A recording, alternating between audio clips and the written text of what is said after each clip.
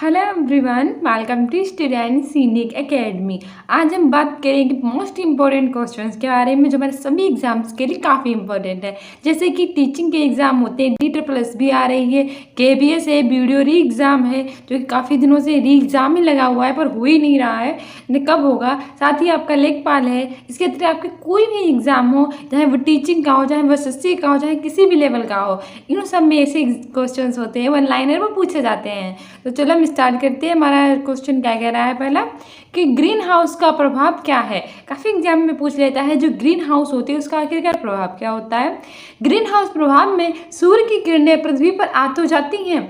Green house प्रभाव में क्या होता है, जो हमारा सूर्य होता है उसकी जो किरणें होती हैं वो पृथ्वी पर तो आ जाती हैं, लेकिन कार्बन डाइऑक्साइड के गैस के घेरे के कारण वापस नहीं जाती। लेकिन क्या होता है, जो कार्बन डाइऑक्साइड होती है जिसे हम CO2 कहते हैं, इसका जो एक घेरा होता है उसके कारण ये वापस नहीं जा पाती हैं, उसे ही ग्रीन हाउस गैस का प्रभाव कहते हैं। तो आप समझ गए कि हमारे ग्रीन हाउस का प्रभाव क्या है।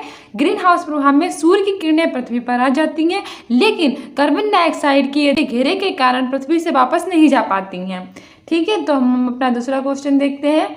हमारा दूसरा क्वेश्चन कह रहा है कि राष्ट्रीय वन नीति के अनुसार कितने प्रतिशत भूभाग पर वन है। जो राष्ट्रीय वन नीति है उसके अनुसार काफ़ी एग्जाम में पूछ लेता है कि राष्ट्रीय वन नीति के अनुसार कितने प्रतिशत पृथ्वी कितने प्रतिशत भूभाग पर वन है। तो 33% भूभाग पर है। कितने परसेंट भूभाग पर है? 33% भूभाग पर है वन। ठीक है, याद रखना, काफ़ी इंपॉर्टेंट है। आगे क्या कह रहा है, ग्रीन पीस क्या है। आगे हमसे कह रहा है जो ग्रीन पीस है वो क्या है। ग्रीन पीस हमारा है पर्यावरण की योजना। पर्यावरण की योजना ही ग्रीन पीस है। ग्रीन मतलब हरा, और हमारा पर्यावरण कैसा होता है, हरा भरा होता है। तो ग्रीन पीस क्या है, पर्यावरण योजना है। ठीक है, ये काफ़ी इंपॉर्टेंट है हमारे एग्जाम्स के लिए, याद रखना। तो कौन सा आगे हमारा कह रहा है कि चिपको आंदोलन के पीछे मुख्य उद्देश्य क्या था। जैसे आप जानते हैं कि चिपको आंदोलन कितना फेमस हुआ था। जब ये हुआ था कि जितने भी लोग थे, महिलाएं पुरुष, वो पेड़ को बचाने के लिए उनसे चिपक गए थे और पेड़ को कटने नहीं दिया था, इतना पेड़ से प्यार करते थे, इसीलिए ये आंदोलन कहलाया था चिपको आंदोलन। ठीक है, इसका मुख्य उद्देश्य क्या था। तो हम आगे बढ़ते हैं, आगे हम बताते हैं आपको। तो इसका मुख्य उद्देश्य था वनों की सुरक्षा करना। किसकी सुरक्षा करना? वनों की सुरक्षा करना ही चिपको आंदोलन का मुख्य उद्देश्य था। आगे हमसे कह रहा है कि देश का पारिस्थितिक अनुसंधान एवं प्रशिक्षण केंद्र कहाँ स्थित है। हमारे भारत यानी देश का जो पारिस्थितिक अनुसंधान और प्रशिक्षण केंद्र है वो कहाँ स्थित है। ये हमारे बेंगलोर कर्नाटक में है। कहाँ स्थित है? कर्नाटक की बेंगलोर में स्थित है देश का पारिस्थितिक अनुसंधान और प्रशिक्षण केंद्र। ठीक है, आगे हमसे कह रहा है भारत का पर्यावरण शिक्षा केंद्र कहाँ स्थित है। भारत का जो पर्यावरण शिक्षा केंद्र है यानी पर्यावरण के लिए शिक्षा केंद्र है वो अहमदाबाद गुजरात में है। किससे याद कर सकते हैं हम? पर्यावरण शिक्षा। पर्यावरण की शिक्षा देना हमारे लिए बहुत अहम है, बहुत जरूरी है। तो यह हमसे याद कर सकते हैं अहमदाबाद गुजरात। ठीक है, आगे बढ़ते हैं। आगे कह रहा है इंदिरा गांधी वानिकी अकादमी कहाँ स्थित है। इंदिरा गांधी वानिकी यानी वन के लिए जो अकादमी है वो कहाँ स्थित है। वो हमारी है देहरादून में। काफी एग्जाम में पूछ लिया जाता है कि इंदिरा गांधी वानिकी अकादमी कहाँ स्थित है, तो वो स्थित है देहरादून में। ठीक है, आगे बढ़ते हैं। आगे हमसे कह रहा है विश्व वानिकी दिवस कब मनाया जाता है। ये भी काफ़ी इंपॉर्टेंट है क्योंकि काफ़ी एग्जाम में पूछ लेता है कि विश्व वानिकी दिवस कब मनाया जाता है। वानिकी दिवस मनाया जाता है 21 मार्च को। कौन सी मार्च को? 21 मार्च को मनाया जाता है। अगर आप मेरी वीडियो रेगुलर देखते होंगे तो आपको इस सवाल का जवाब यूँ आ गया होगा, क्योंकि एवरीडे के इंपॉर्टेंट डेज को मैं कवर करती हूँ। मैंने इसके सारे शॉर्ट्स बना के रखे हैं, अगर आपने बना देखो तो प्लीज़ देख लीजिएगा, क्योंकि करंट अफेयर हो, चाहे GI टैग हो, चाहे इंपॉर्टेंट डेज हो, चाहे कोई भी अपॉइंटमेंट हो, उन सब के बारे में मैं आपको इस चैनल पे देखने को मिलेगा। इसलिए अभी मेरा चैनल लाइक कीजिए, सब्सक्राइब कीजिए, शेयर कीजिए। ठीक है, आगे बढ़ते हैं। हमसे कह रहा है भारतीय वन सर्वेक्षण का मुख्यालय कहाँ है। भारतीय जो वन सर्वेक्षण है उसका मुख्यालय कहाँ है। तो भारतीय वन सर्वेक्षण का मुख्यालय है देहरादून में। कहाँ स्थित है वन सर्वेक्षण का मुख्यालय? देहरादून में। ठीक है, देहरादून में है। आगे बढ़ते हैं। आगे हमसे क्या कह रहा है, आगे कह रहा है भारतीय वन प्रबंध संस्थान कहाँ है। भारतीय जो वन प्रबंध संस्थान है वो कहाँ है। तो भारतीय वन प्रबंध संस्थान है भोपाल में। कहाँ स्थित है? भोपाल में है। ठीक है, वन प्रबंध संस्थान। आगे बढ़ते हैं। आगे हमसे क्या कह रहा है, भारत में सबसे अधिक वन किस प्रदेश में है। काफी एग्जाम में पूछा जा चुका है कि भारत से राज्य में सबसे अधिक जगह है वनों की, तो वो हमारा है मध्य प्रदेश। क्या हमारा हो जाएगा सही आंसर?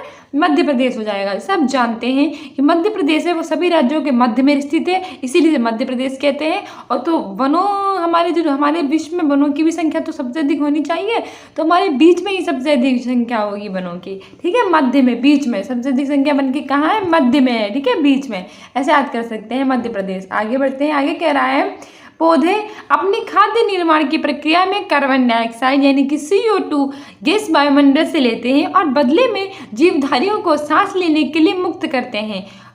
यानी ये कह रहा है कि पौधे जो होते हैं वो खाद्य के निर्माण करने के लिए कार्बन डाइऑक्साइड को वायुमंडल से ले लेते हैं और बदले में कौन सी ऐसी गैस है वो उन्हें प्रदान करते हैं, वो करते हैं ऑक्सीजन। कौन सी करते हैं, हमारी ऑक्सीजन, हमारा सही आंसर हो जाएगा। आगे बढ़ते हैं, आगे कह रहा है carbon dioxide, sulphur dioxide, carbon monoxide द्वारा कौन सा प्रदूषण होगा। जो कार्बन डाइऑक्साइड होता है, सल्फर डाइऑक्साइड होता है और मोनो डाइऑक्साइड होता है, इसके द्वारा कौन सा प्रदूषण होता है, वायु प्रदूषण होता है, ठीक है, याद रखना वायु प्रदूषण होता है। आगे हमारा क्वेश्चन कह रहा है कि बायोकेमिकल ऑक्सीजन डिमांड परीक्षा किस प्रदूषण को मापने के लिए की जाती है। अभी जो रिसेंटली सीटेट का एग्जाम हुआ था उसमें EVS में ऐसा क्वेश्चन पूछा गया था कि बायोकेमिकल ऑक्सीजन डिमांड परीक्षा किस प्रदूषण को मापने के लिए की जाती है। तो जो बायोकेमिकल ऑक्सीजन डिमांड परीक्षा होती है वो जल प्रदूषण को नापने के लिए की जाती है। कौन से प्रदूषण को नापने के लिए की जाती है, जल प्रदूषण को नापने के लिए की जाती है, ठीक है, याद रखें बायोकेमिकल ऑक्सीजन डिमांड, ठीक है। आगे बढ़ते हैं, आगे हमसे क्या कह रहा है, पैरा एक्सीएसिटल नाइट्रेट यानी कि PAN। काफ़ी एग्जाम में तो सबसे पहले ये कह रहता है कि PAN की फुल फॉर्म क्या है, तो याद रखिए PAN की फुल फॉर्म होती है पैरा एक्सीएसिटल नाइट्रेट। कौन सी फॉर्म क्या होती है, पैरा एक्सीएसिटिल नाइट्रेट। और ये कौन सा है, ये क्या है, ये होता है एक वायु प्रदूषक। क्या होता है, वायु प्रदूषक होता है, क्योंकि दोनों एग्जाम में क्वेश्चन पूछ लेता है। सबसे PAN की फुल फॉर्म क्या है, तो PAN की फुल फॉर्म होती है पैरा एक्सीएसिटिल नाइट्रेट और ये क्या है, ये एक वायु प्रदूषक है, ठीक है, याद रखना। आगे बढ़ते हैं, आगे हमसे क्या करा है, राष्ट्रीय पर्यावरण अनुसंधान केंद्र कहाँ स्थित है। यानी कि आपका जो राष्ट्रीय पर्यावरण अनुसंधान केंद्र है वो कहाँ है, वो हमारा स्थित है नागपुर, महाराष्ट्र में। कहाँ स्थित है, महाराष्ट्र के नागपुर में है, ठीक है। तो गाइस ये थे हमारे कुछ मोस्ट इंपॉर्टेंट क्वेश्चंस जो हमारे जीके के लिए काफ़ी इंपॉर्टेंट थे, चाहे वो कोई भी एग्जाम हमारे टीचिंग का DSSB, KBS, सुपर टेट, ईपीटेट, सीटेट के अतिरिक्त चाहे कोई भी, चाहे हमारा SSC का एग्जाम हो, CGL का एग्जाम हो, चाहे हमारा SSC का कोई भी एग्जाम हो, CGL, MTS, कुछ भी, ये सभी एग्जाम्स के लिए मोस्ट इंपॉर्टेंट है। So guys if you like this video then please subscribe our channel student scenic academy. आती शॉर्ट देखा कीजिए और जो मैं क्विजेस डालती हूँ कम्युनिटी पोस्ट में वो भी देखा कीजिए, जो आपके एग्जाम के लिए काफ़ी हेल्पफुल होंगे। थैंक यू, वीडियो में मेरे साथ बने रहिएगा। मैं इससे आगे के काफ़ी मोस्ट इंपॉर्टेंट क्वेश्चन है वो भी आपको करवाऊंगी। हमारा पार्ट 1 था, ठीक है। फिर मिलते हैं अगले वीडियो में, बाय, थैंक यू।